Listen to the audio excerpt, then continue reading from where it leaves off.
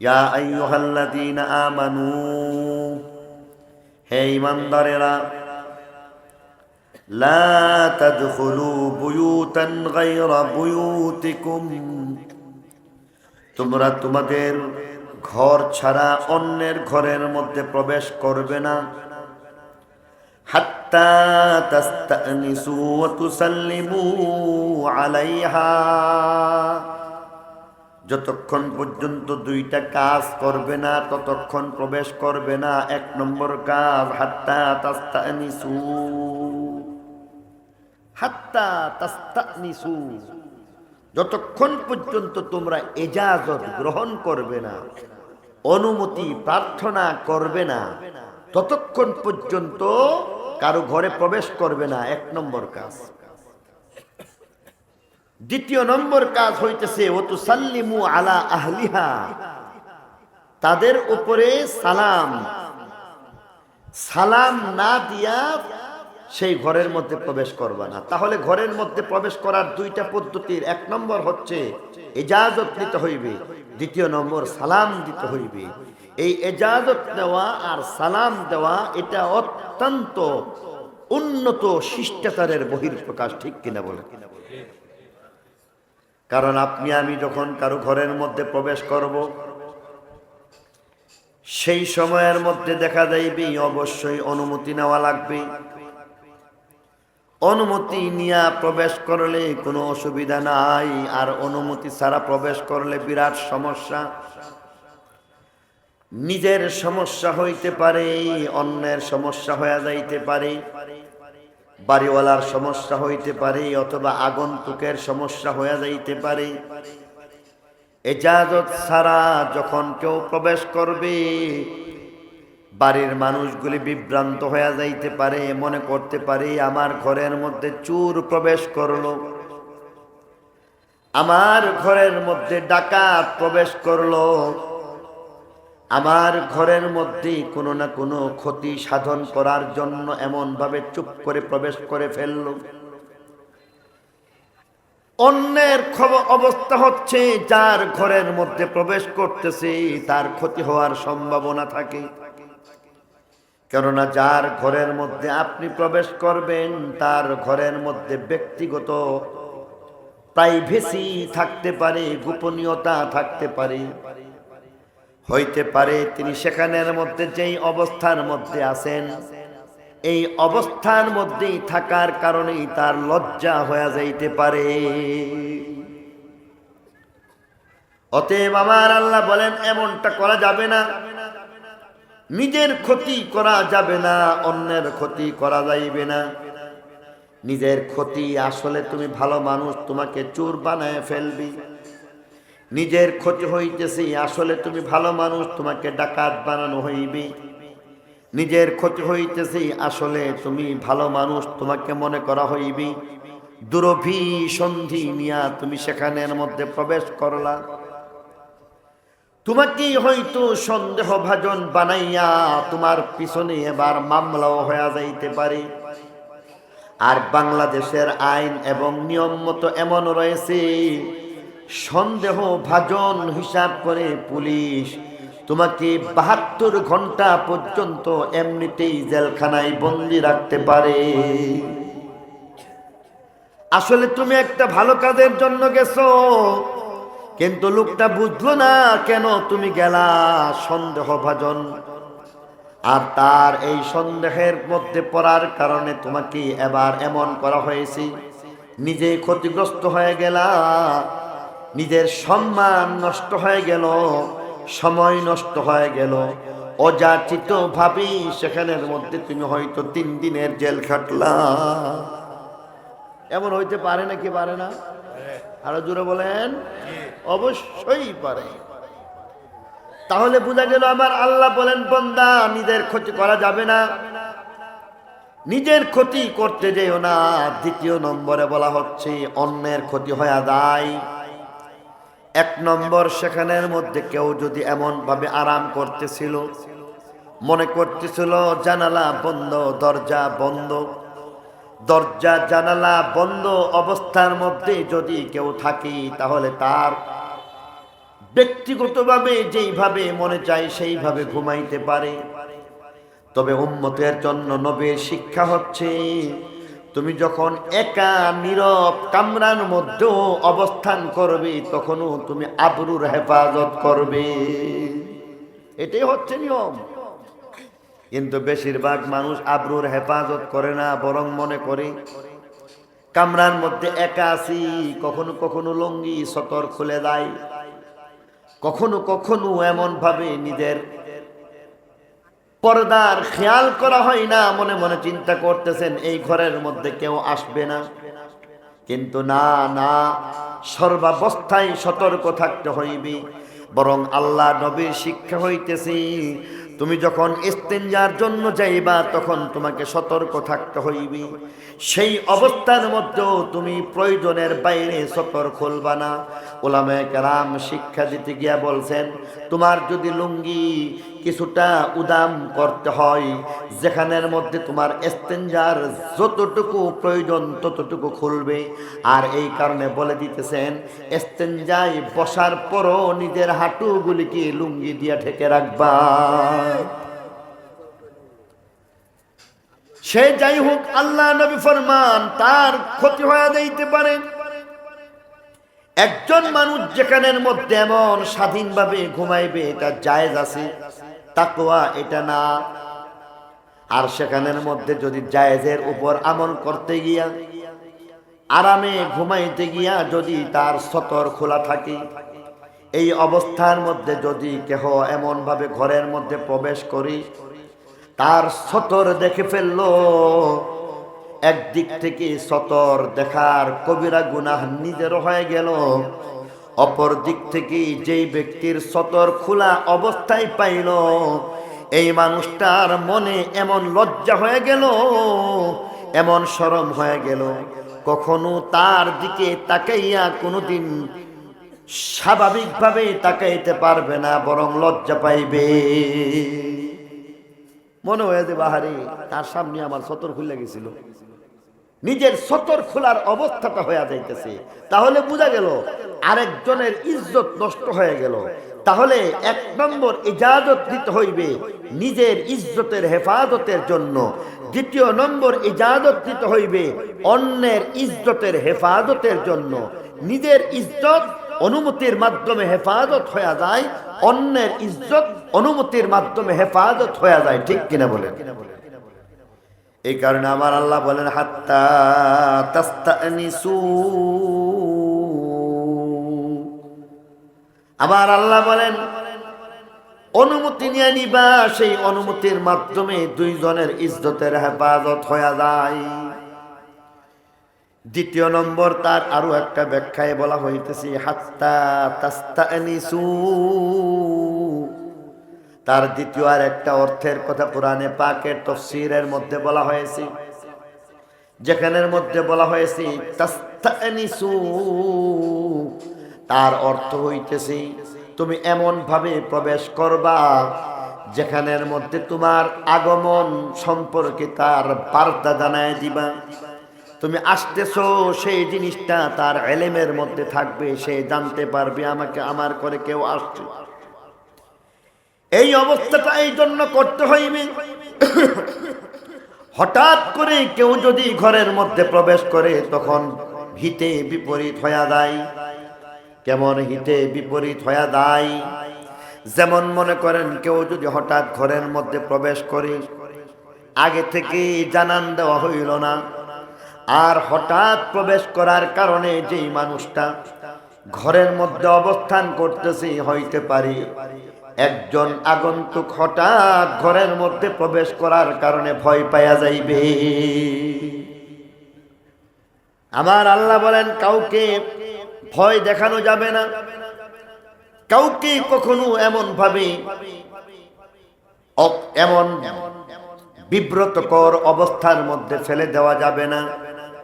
বাস্তবতার আলোকে দেখব কখনো কখনো এমন হয়ে যায় ঘরের মধ্যে আপনি একা, হয়তো পর্দাটা আপনি এমনি সাটায় রাখছেন, আপনার জানামতি আশেপাশে কেউ নাই, এমন অবস্থার মধ্যে হঠাৎ কিছু আপনি লিখছিলেন, পড়াশোনা করছিলেন, হঠাৎ করে দেখলেন কেউ সেখানের মধ্যে প্রবেশ করলো। হঠাৎ দেখার কারণে আপনি ভয় পাওয়া যাইতে পারেন, আর রাত্রিবেলা প্রবেশ করার কারণে মনে করতে পারেন সেখানের মধ্যে জিন পরি কেউ হয়তো প্রবেশ করছে, ঠিক কিনা? ভয় পাওয়া যাবে। এমন অবস্থা অনেক সময় হয়ে যায়। এমনকি কখনো কখনো সাব্যস্তের মানুষ যারা আছে, আমার নিজেরও এমন অবস্থা হয়েছে কখনো কখনো, যে ঘরের মধ্যে কাজ করতেছি আর এই কাজরত অবস্থার মধ্যে জানা মতে কেউ আমার সামনে থাকার কথা না, ঘরের মধ্যে আসার কথা না, এই অবস্থার মধ্যে চুপ করে যখন সেখানের মধ্যে প্রবেশ করলো, সেই প্রবেশ করার কারণে ভয় পেয়ে গেছি, আমি নিজেও ভয় পেয়ে গেছি। কারণ চুপচাপ কারো ঘরের মধ্যে প্রবেশ করা এটা ভদ্র সমাজের কাজ না। কারণ ভদ্র সমাজ অনুমতি নিয়েই প্রবেশ করতে হইবে। আর স্বাভাবিকভাবে চুপচাপ প্রবেশ করে যারা, তাদের দুরভিসন্ধি থাকে, চুরি ডাকাতি অথবা তথ্য গোপনীয় তথ্যকে সংগ্রহ করে নেওয়া, এটাও এক ধরনের তথ্য চুরি করার শামিল, ঠিক কিনা জোরে বলেন? বর্তমান বিশ্বের মধ্যে দেখা যায় এই ধরনের তথ্য সন্ত্রাস চলতেছে। বর্তমান বিশ্বের মধ্যে আমরা যদি দেখি মানুষের প্রাইভেসি নষ্ট করা হচ্ছে। এক ধরনের হলুদ সাংবাদিকতা আছে, যারা হলুদ সাংবাদিকতায় বিশ্বাসী, টাকা পয়সা এগুলি অর্জন করতেছে হলুদ সাংবাদিকতার মাধ্যমে। অথচ সাংবাদিকতা পেশা এটা হচ্ছে এমন একটা পেশা, যেই পেশার মাধ্যমে ঘুমন্ত বিবেককে জাগ্রত করার পেশা, যেখানের মধ্যে আপনি সঠিক বিষয়গুলিকে উত্থাপন করবেন, তার মাধ্যমে জনগণ উপকৃত হইবে। ব্যতিক্রমী দেখা যাচ্ছে মাঝে মধ্যে ভিতরগত প্রাইভেট এমন সব কিছু সেখান থেকে খুঁটিয়ে খুঁটিয়ে বের করা হচ্ছে, যা শরীয়তের মধ্যে আজও অনুমোদন করা হয় না। আমরা এই ধরনের হলুদ সাংবাদিকতা যারা করে তাদের হেদায়েতের জন্য দোয়া করি। কি বলেন? বলতেছিলাম যদি এজাজত নিয়ে যায় তখন লোকটা বুঝতে পারে সেখানের মধ্যে আমার কোনো ভয় নাই। এজাজত ছাড়া হয়ে থাকলে ভয় পাওয়া যায়। বিশেষ করে রাত্রিকালীন সময়ের মধ্যে হঠাৎ কোনো ঘরের মধ্যে কেউ যদি প্রবেশ করে ভয় পাওয়া যায়। এমন ভয় পাওয়া যায় কখনো কখনো সেই ভয়ের কারণে অসুস্থ হয়ে যায়। দ্বিতীয় অর্থের মধ্যে বলা হইতেছে তুমি এমন ভাবে জানাইয়া প্রবেশ করতে হইবে তোমার অবস্থান যেন পরিষ্কার হয়ে যায়। তোমার অবস্থান যদি পরিষ্কার না হয় তাহলে সেখানের মধ্যে লোকটা ভয় পাওয়া যাইতে পারে। আর এই কারণে আল্লাহ তাআলা আমাদেরকে জানায় দিয়া গেছেন অবস্থান পরিষ্কার করে সেখানের মধ্যে তুমি প্রবেশ করো, সমস্যা নাই। দুই অর্থের মধ্যেই যদি চিন্তা করা হয় তাহলে বলা হচ্ছে শিষ্টাচার শিক্ষা দেওয়া হইতেছে যে এখানের মধ্যে এমন শিষ্ট ভদ্র শিষ্টভাবে আমাদেরকে প্রবেশ করতে হবে যেখানের মধ্যে কোনো ধরনের নিরাপত্তার প্রশ্ন যেন না আসে, ইজ্জত হানি হওয়ার প্রশ্ন যেন না আসে, না নিজের ইজ্জতের ক্ষতি হইবে না অন্যের ইজ্জতের ক্ষতি হইবে। প্রাথমিকভাবে এই ব্যবস্থাটা করলে নিরাপদ। বাবা ছেলেকে সালাম দিবে, ছেলে বাবাকে সালাম দিবে। এখন দেখা যায় বাবাও ছেলেকে সালাম দেয় না, ছেলেও বাবাকে সালাম দিতে চায় না, মাথা নিচু করে রাখতেছে। অথচ আরবের মধ্যে দেখা যাচ্ছে সালাম বাবা ছেলেকে দিচ্ছে, ছেলে বাবাকে দিচ্ছে। আবার এই সালামের যে প্রচলন রয়েছে সেই প্রচলনের মধ্যে ভিন্ন হাদিসের মধ্যে যেমনটা আছে তার ব্যতিক্রম আমল আমাদের মধ্যে দেখা যায়। হাদিসের মধ্যে আসছে যে সালাম জামাতের মধ্যে যারা থাকবে তাদেরকে, যিনি আগন্তুক একা আসছেন তাকে সালাম দেওয়া হবে। আপনারা সবাই এখানে আছেন, এখন আপনারা আমাকে সালাম দিবেন বিষয়টা এমন না, আমি আপনাদেরকে সালাম দিব। এখানের মধ্যে দেখা যাইতেছে রাস্তার মধ্যে আপনি যাচ্ছেন, সেই অবস্থার মধ্যে জমাত আছে, 3 জন 5 জন 7 জনের জমাত আছে, আপনি একা যাচ্ছেন। নিয়ম হলো আপনি সালাম দিবেন, আপনি সালাম দিবেন, তারা সালামের জবাব দিবেন। কিন্তু এখন দেখা যায় এই বিষয়টার দিকে খেয়াল আমরা করি না। দ্বিতীয় নম্বর সালামের পদ্ধতি হচ্ছে যে এখানের মধ্যে সাওয়ারি অবস্থার মধ্যে যারা থাকবেন, যারা পদব্রজে যাচ্ছে, পায়ে হেঁটে যাচ্ছে, তাদেরকে সালাম দিবে। রিক্সা দিয়ে আপনি যাইতেছেন, আপনি সালাম দেন। হাঁটতেছে যারা, তারা সালামের জবাব দিবে। অনুরূপ ভাবে দেখা যাইতেছে যে সালামের মধ্যে যিনি বসা আছেন তাকে দাঁড়ানো ব্যক্তি সালাম দিবে, আর যিনি ঘরের মধ্যে অবস্থান করতেছেন আগন্তুক সালাম দিবে। আরবের মধ্যে এই প্রথা, এই নিয়ম, এটা বড় সুন্দরভাবে পালিত হয়। যেখানের মধ্যে দেখা যাচ্ছে যে কখনো কখনো তারা ব্যতিক্রম হয়ে গেলে সাথে সাথে ভুল ধরতে শুরু করে। যেমন ধরেন দোকানের মধ্যে গেছেন, আমরা এখন মনে করি যে দোকানের কাস্টমার দেখলে দোকানদার লম্বা একটা সালাম দেওয়া লাগবে, এই কারণে দোকানদারই আগে আগে সালাম দেয়, আসসালামু আলাইকুম। এই আসসালামু আলাইকুম যে বলা আছে, সেই বলাটা কেন বলা হচ্ছে? তার কাস্টমার ঘরের মধ্যে আসেন, এই কথা বলা হচ্ছে। এমন সালাম ইসলাম দেয় না, শিখায় না, বরং ইসলাম দুয়ার সালাম শিখাইতেছে। অতএব আপনি কাস্টমার, আপনাকে যারা আসতেছেন তিনিই সালাম দিবেন। আপনি বসা আছেন, আপনাকে উনি সালাম দিবেন। অনেক সময় দেখা যায় মুরব্বীদের একটা বিষয় থাকে, কখনো কখনো মুরব্বীরা সালামের জন্য অপেক্ষায় থাকে। এই বিষয়টাও আমাদের মধ্যে একটা ভুল প্রচলন। এই সালামের প্রচলনটা যদিও এই বড় ছোটকে, ছোট বড়কে দিতে পারে, স্বাভাবিক নিয়মের মধ্যে, শৃঙ্খলার মধ্যে যদি চলে আসতে পারি, তাহলে মুরব্বীরাও কোনো সমস্যার মধ্যে পড়তে হবে না, বাচ্চারাও কোনো সমস্যার মধ্যে পড়তে হবে না। আগন্তুক যিনি একজন মুরব্বী, আপনি ঘরের মধ্যে প্রবেশ করতেছেন, বাচ্চাদেরকে আপনি সালাম দিয়ে দিন, আসসালামু আলাইকুম বলে দিন। সাথে সাথে এখানের মধ্যে এদিকেও খেয়াল করা উচিত। হ্যাঁ, এখানের মধ্যে স্বাভাবিকভাবে বাচ্চারা অথবা ছোট বয়সের যারা আছে তারা বড়দেরকে সম্মান প্রদর্শন করতে হবে, কিন্তু সেই অনুযায়ী তিনি যদি এই সালাম দিতে বিলম্ব করে, আমি আপনি যারা বয়োজ্যেষ্ঠ আছি তারা অপেক্ষা করার প্রয়োজন নাই, সঙ্গে সঙ্গে সালাম দিয়ে দেওয়া উচিত।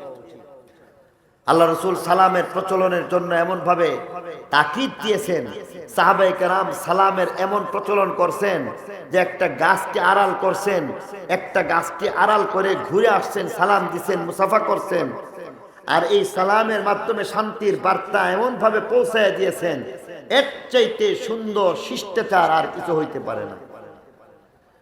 আমাদের মধ্যে দেখা যাইতেছে বিভিন্ন সময়ের মধ্যে যে প্রচলন, শুভেচ্ছা বিনিময়ের যে প্রচলনগুলি রয়েছে, তার মধ্যে সর্বশ্রেষ্ঠ প্রচলনের নাম হচ্ছে সালাম। ইংরেজিতে গুড মর্নিং বলে, শুভ সকাল বাংলাতেও বলে। এই শুভ সকাল, তোমার সকালটা সুন্দর হয়ে যাক, এটা একটা দোয়া। পক্ষান্তরে কেউ যদি এই কথা বলে, আসসালামু আলাইকুম, আল্লাহর রহমত তোমার উপর বর্ষিত হতে থাকুক, আল্লাহর রহমত তোমার উপর বর্ষণ হোক, আল্লাহর রহমত প্রাপ্ত কেউ যদি হয়ে যায়, তার সকাল, দুপুর, রাত্র, জীবনের প্রত্যেকটা মুহূর্ত সুন্দর হয়ে যাইবে। তার প্রত্যেকটা জিনিস এমন বরকতের হয়ে যাইবে যে আল্লাহর রহমতের কারণে তার ব্যক্তি জীবনে শান্তি আসবে, পারিবারিক জীবনে শান্তি আসবে, এমনকি তার সামাজিক জীবনের মধ্যে শান্তি আসবে। সমাজের যে কোনো অবস্থার মধ্যে তার শান্তি যদি চলে আসে, এর চাইতে বড় সফলতা আর কিছুই হইতে পারে না। তাহলে গুড মর্নিং এর চাইতে আসসালামু আলাইকুম এটা কত উত্তম হয়ে গেল। দ্বিতীয় নম্বরে হিন্দুরা বলে নমস্কার, একজনকে সম্মান দেখাইতেছে। সম্মান দেখানো এক জিনিস, আর আল্লাহর পক্ষ থেকে রহমত প্রাপ্ত হওয়া আরেক জিনিস। শুধু সম্মান দেখাইলেন যাকে, কখনো কখনো এমন হইতে পারে তার প্রতি যদি আল্লাহর রহমত না থাকে, তাহলে সম্মান দেখানোর মাধ্যমে তার মর্যাদা বাড়বে না, বরং আল্লাহ যদি সম্মানিত করেন তার সম্মান বাড়ে, আর আল্লাহ যদি অসম্মান করে দেন তাহলে তার সম্মান কেউ কোনোদিন রক্ষা করতে পারে না। 5 তারিখের মধ্যে, আগস্টের 5 তারিখের মধ্যে আমাদের সামনে আঙ্গুল দিয়ে আল্লাহ দেখাই দিয়ে গেছেন, আল্লাহ তাআলা যাকে সম্মান দেন সেই সম্মানিত হয়ে যায়, আর যাকে অসম্মান করেন, জোর করে সম্মান নেওয়ার চেষ্টা করলেও সম্মান পাওয়া যায় না। এই কারণে বলা হচ্ছে ইসলামের মধ্যে আরো একটা বড় ব্যবস্থা হচ্ছে, ইসলাম পূর্ববর্তী সময়ের মধ্যে এই অভিবাদনের যে পদ্ধতি, সালামের যে পদ্ধতি, এর আগে তেমন কোনো অভিবাদনের পদ্ধতি ছিল না। ইসলাম এসে সর্বপ্রথম শিখিয়ে দিয়েছে যে এইভাবে সালাম। তাহলে এখানের মধ্যে আমরা বেশ কয়েকটা জিনিস পাইলাম। 1 নম্বরে কারো ঘরের মধ্যে যদি প্রবেশ করতে হয় অনুমতি নিতে হইবে। অনুমতি কেন নিতে হইবে? নিজের ইজ্জতকে হেফাজত করার জন্য, বাড়িওয়ালার ইজ্জতকে হেফাজত করার জন্য। আর অনুমতি না যদি নেওয়া হয় তাহলে নিজের ইজ্জত ভুলণ্ঠিত হয়ে যায়, বাড়িওয়ালা যারা থাকবে তাদের ইজ্জত নষ্ট হয়ে যায়। ঠিক কিনা বলেন? দ্বিতীয় নম্বর পদ্ধতি হচ্ছে সালামের ব্যবস্থা। এই সালামের মাধ্যমে তার জন্য দোয়াও করে দেওয়া হইতেছে। এই সালামের মাধ্যমে ওই ব্যক্তির প্রতি একটা এলানও হয়ে যাচ্ছে, আগন্তুকের অবস্থান পরিষ্কার হয়ে যাচ্ছে। হঠাৎ আগন্তুকের মাধ্যমে কেউ যেমন ভীত সন্ত্রস্ত হয়ে যায়, সেই অবস্থা থেকে বাঁচার জন্য অনুমতি প্রার্থনা করতে হইবে। তাহলে ইসলামের এই জীবন ব্যবস্থার মধ্যে আমার জন্য, আপনার জন্য এই কথাটা এই জন্য জরুরি হয়ে গেছে যে আমার আপনার নিরাপত্তার স্বার্থে, আমার আপনার ইজ্জত হেফাজতের স্বার্থে অন্যের ঘরের মধ্যে প্রবেশ করতে চাইলে অবশ্যই অবশ্যই অনুমতি নেওয়া যাইতে হবে। এখন অন্যের ঘর বলতে কোনটা? যেই ঘরের মালিক আপনি, এই ঘর, এটা এর মধ্যে যেমন ভাবে আপনার ঘরের মধ্যে প্রবেশ করলে অনুমতি লাগবে। আপনি কারো বাড়ি ভাড়া নিয়ে নিছেন, ভাড়াটিয়া হিসাবে যদি কেউ কোনো ঘর নিয়ে নিতেছে, যতক্ষণ পর্যন্ত তিনি ভাড়া প্রদান করতেছেন আর অবস্থান করতেছেন, ততক্ষণ পর্যন্ত ভাড়াটিয়া হইল এই বাড়িটা আপনার বাড়ি হয়ে গেছে। অথবা অনুমতি নিয়ে অনেকে ফ্রি থাকে না, কেউ হয়তো কেয়ারটেকার হিসাবে থাকতেছে। কেয়ারটেকার হিসাবেই হোক, ভাড়াটিয়া হিসাবেই হোক, মালিকানার মাধ্যমেই হোক, সর্বাবস্থায় যেই অবস্থার মধ্যে, তিন অবস্থার প্রত্যেকটা অবস্থার মধ্যে অবশ্যই আপনাকে অনুমতি নিয়ে ঘরে প্রবেশ করতে হবে, তার মাধ্যমে সকলের স্বার্থ রক্ষা হয়। দ্বিতীয় নম্বরে আমার আল্লাহ বলেন, যালিকুম খায়রুল লাকুম লাআল্লাকুম তাযাক্কারুন। ইয়া আইয়ুহাল্লাযীনা আমানু, হে ঈমানদারেরা, লা তাদখুলু বুয়ুতান গায়রা বুয়ুতিকুম, অন্যের ঘরের মধ্যে তোমাদের প্রবেশ করা চলবে না যতক্ষণ দুইটা কাজ করবে না। এক নম্বর, হাত্তা তাস্তানিসু, অনুমতি নিতে হইবে। দুই নম্বর, ওয়া তুসাল্লিমু আলা আহলিহা, তাদেরকে সালাম দিতে হইবে। যালিকুম খায়রুল লাকুম লাআল্লাকুম তাযাক্কারুন।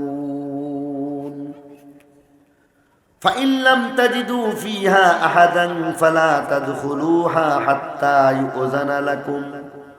এবার বলতেছে অনুমতির জন্য তুমি যদি প্রবেশ করতে চাইলা, সেখানের মধ্যে গিয়া কাউকে পাইলা না, ফাইন লাম তাজিদু ফিহা আহাদা, অন্যের ঘরের মধ্যে প্রবেশ করতে গেলা, যাওয়ার পরে দেখলা সেখানের মধ্যে কেউ নাই, আল্লাহর পক্ষ থেকে জানায় দেওয়া হইতেছে ফালা তাদখুলুহা, সেখানের মধ্যে অবশ্যই প্রবেশ করবে না, হাত্তা ইউযানা লাকুম, তবে তোমাকে যদি অনুমতি দেওয়া হয় ভিন্ন কথা। অনুমতির ধরন দুই ধরনের হইতে পারে। একজন হইল জিম্মাদার, একজন হইল সাধারণ অবস্থা। বাবা জিম্মাদার, মা জিম্মাদার, বড় ভাই জিম্মাদার, পরিবারের সদস্য জিম্মাদার, দোকানের মালিক কর্মচারী জিম্মাদার। মালিক দোকানের যেমন জিম্মাদার, কর্মচারী দোকানের তেমনই জিম্মাদার হয়ে যায়। মালিক মালিক হিসাবে জিম্মাদার, কর্মচার হিসাবে জিম্মাদার। এবার সেখানের মধ্যে গিয়া দেখলো ছেলের ঘর, ছেলের ঘরের মধ্যে বাবা গেলেন, সেখানের মধ্যে ছেলে নাই, কিন্তু যেহেতু জিম্মাদার এই কারণে তার সেখানের মধ্যে প্রবেশ করার অনুমতি আছে।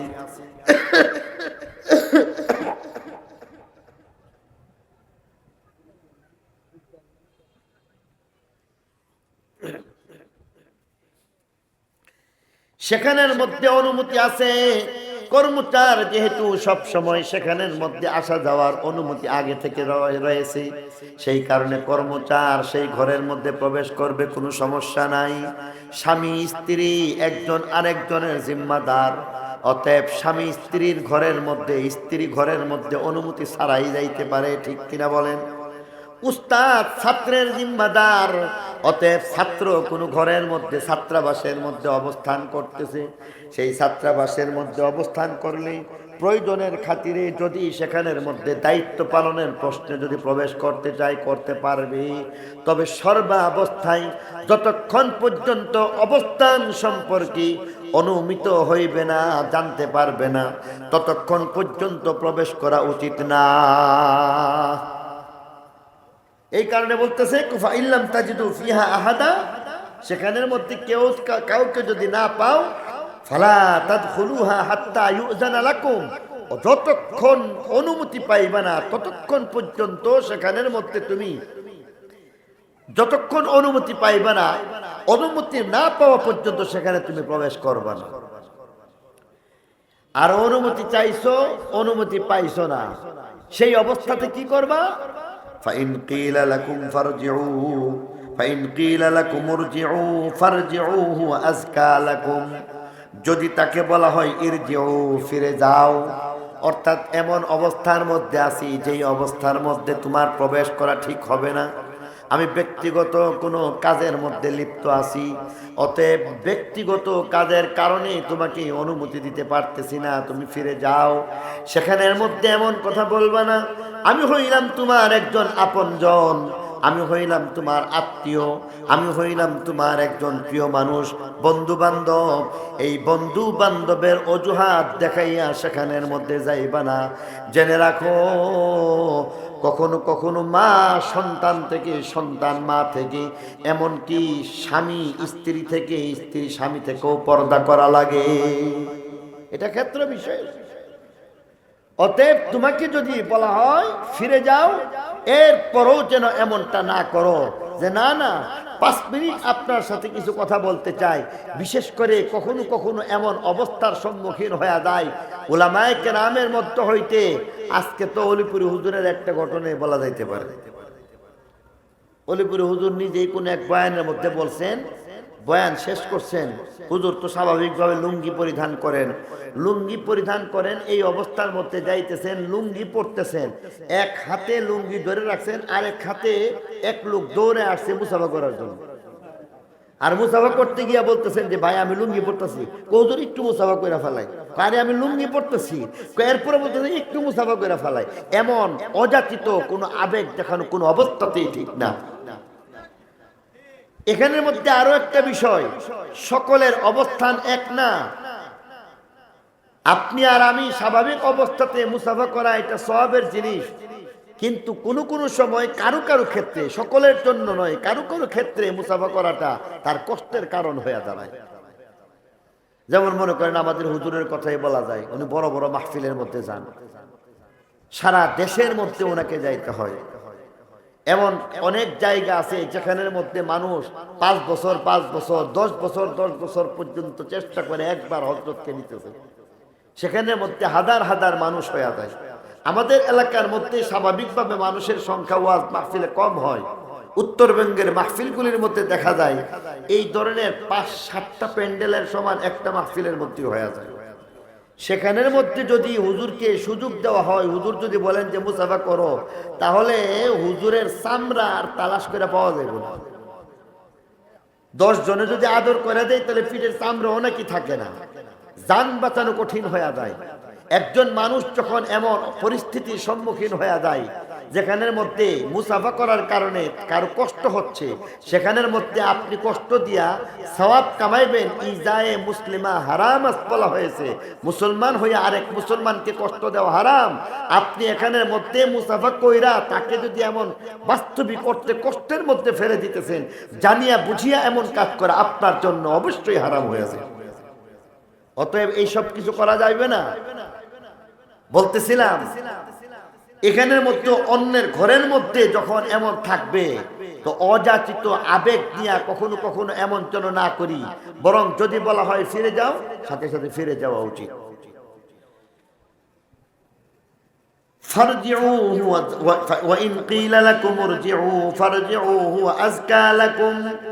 ফিরে যাওয়ার কথা যদি বলা হয় তখন তুমি ফিরে যাও, এর চাইতে ভালো আর কিছু হইতে পারে না, এটা অনেক উত্তম জিনিস। ওয়াল্লাহু বিমা তা'মালুনা আলীম, আল্লাহ তাআলা তোমরা যা কিছু করো সেই সম্পর্কে অবগত আছে। পরবর্তী আয়াতের মধ্যে বলতেছেন লাইসা আলাইকুম জুনাহুন আন তাদখুলু বুয়ুতান গায়রা মাসকুনাতিন ফিহা মাতাউন লাকুম ওয়াল্লাহু ইয়ালামু মা তুবদুনা ওয়া মা তাকতুমুন। এবার বলতেছে এমন ঘরের মধ্যে প্রবেশ করার জন্য ইচ্ছা করছেন যেই ঘরের মধ্যে স্বাভাবিকভাবে কেউ থাকতেছে না, সেখানের বিধান কি হইবে? আল্লাহ বলতেছেন লাইসা আলাইকুম জুনাহুন আন তাদখুলু বুয়ুতান গায়রা মাসকুনাতিন ফিহা মাতাউন লাকুম। এমন ঘরের মধ্যে তোমরা প্রবেশ করতে কোনো অসুবিধা নাই যেই ঘরের মধ্যে কেউ থাকতেছে না, গায়রা মাসকুনাতিন ফিহা মাতাউন লাকুম, সেখানের মধ্যে তোমাদের কিছু আসবাবপত্রও আছে। মনে করেন আপনার পরিচিত কোনো একজন আছে, তার ঘরের মধ্যে নিজের সামান আপনি রেখে দিয়েছেন।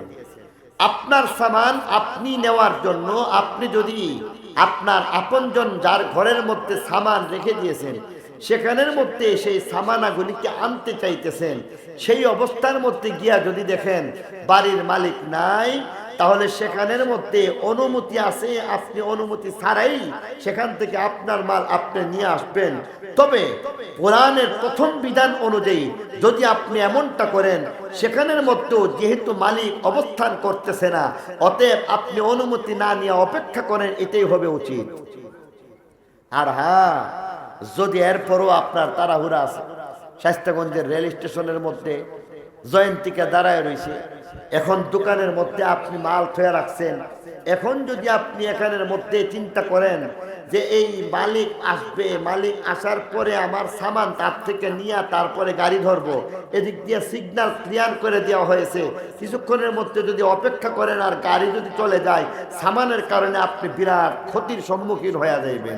সেই কারণে বলা হচ্ছে কোনো কোনো সময় ব্যতিক্রম ব্যবস্থাও রাখতে হয়। আর এই ব্যতিক্রম ব্যবস্থার নাম হইতেছে অন্যের ঘরের মধ্যে আপনার মাল সামান রাখার কারণে যদি আপনি সেখানের মধ্যে আপনার মাল নিয়ে আপনি চলে আসতে চান, তাতে অনুমতি আছে, কোনো গুনাহ হইব না। এটা হচ্ছে বিকল্প ব্যবস্থা, ইমার্জেন্সি ব্যবস্থা। যেমন ধরুন ইমার্জেন্সি ব্যবস্থা আর স্বাভাবিক অবস্থার ব্যবধান হচ্ছে এমন যে আপনি স্বাভাবিক অবস্থায় গাড়ি বাম পাশ দিয়ে যাইবে, বাম পাশের লেন দিয়ে যখন যাইতেছে স্বাভাবিকভাবে, এর মধ্যে ইমার্জেন্সি একটা ব্যবস্থার নাম হইতেছে ambulance service. Ambulance service emergency ব্যবস্থার মাধ্যমে ডান দিক দিয়ে অনেক সময় চলে যায়, ঠিক কিনা বলেন? এটা স্বাভাবিক নিয়ম না। যেহেতু ইমার্জেন্সি ব্যবস্থা, এখানের মধ্যেও এমন একটা ইমার্জেন্সি ব্যবস্থা আল্লাহর পক্ষ থেকে রেখে দেওয়া হয়েছে।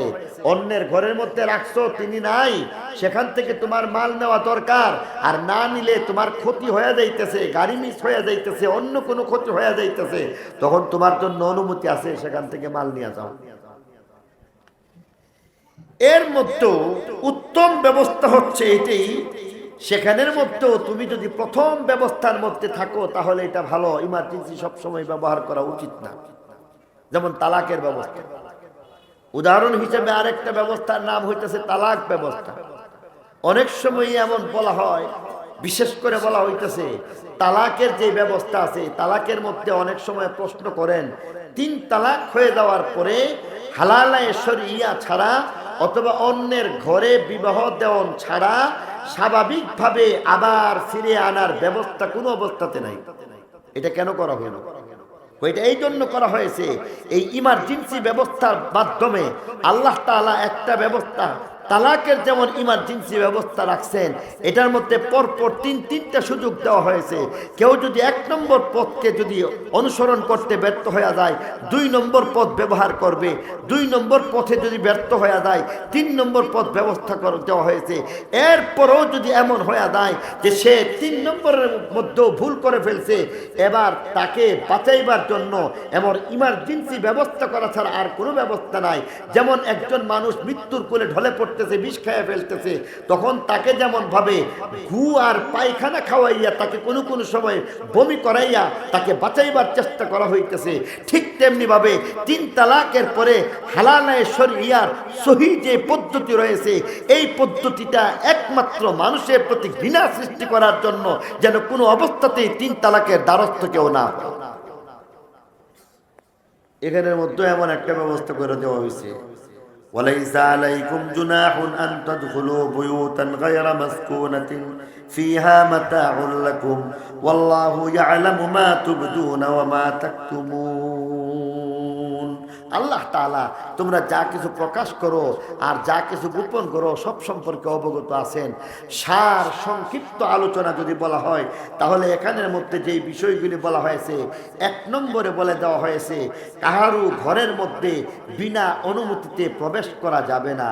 যদি কাহারু ঘরের মধ্যে প্রবেশ করতে হয় দুইটা ব্যবস্থার মাধ্যমে প্রবেশ করতে পারবে।